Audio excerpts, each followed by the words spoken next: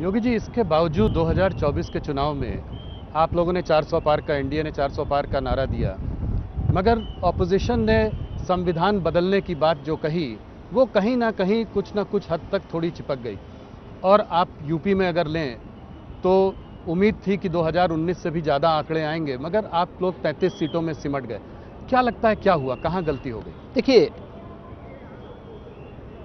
इंडी गठबंधन विदेशी पैसों के बल पर उन्होंने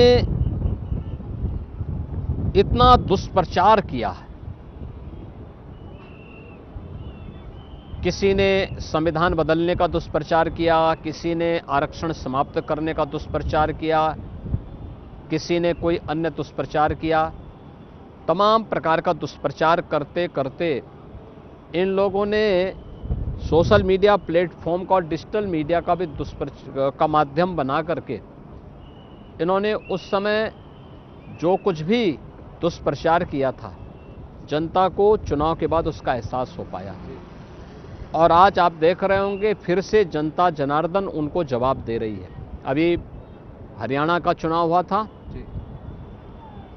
भले ही लोकसभा चुनाव में 50% सीटें उन्होंने पाई थी, 50% बीजेपी ने पाई थी, लेकिन लोकसभा चुनाव के बाद विधानसभा के चुनाव में Bharatiya Janata party full majority के साथ वहां सरकार बनाने में सफल हुई।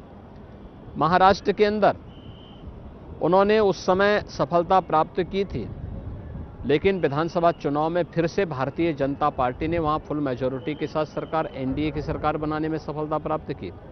उत्तर प्रदेश के अंदर 9 उपचुनाव हुए, 9 में से 7 भारतीय जनता पार्टी पाई और मात्र 2 पे इंडी गठबंधन सिमट करके रह गया है।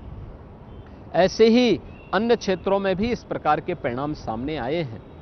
इसलिए आज के दिन पर उनका झूठ का पर्दाफाश हो चुका है, जनता उनकी वास्तविकता समझ चुकी है और ये भी जानती है कि संविधान की प्रति लेकर के घूमने वाले लोग ये वही लोग हैं जिन्होंने बाबा साहब भीमराव अंबेडकर का अपमान किया था, जिन लोगों ने संविधान का गला घोंटने का काम किया था, अपने राजनीतिक स्वार्थ के लिए संविधान में संशोधन करते रहे, ये वही लोग हैं। अब ये बहुत दिनों तक ये लोग सरवाइव नहीं कर पाएंगे भारत की राजनीति में।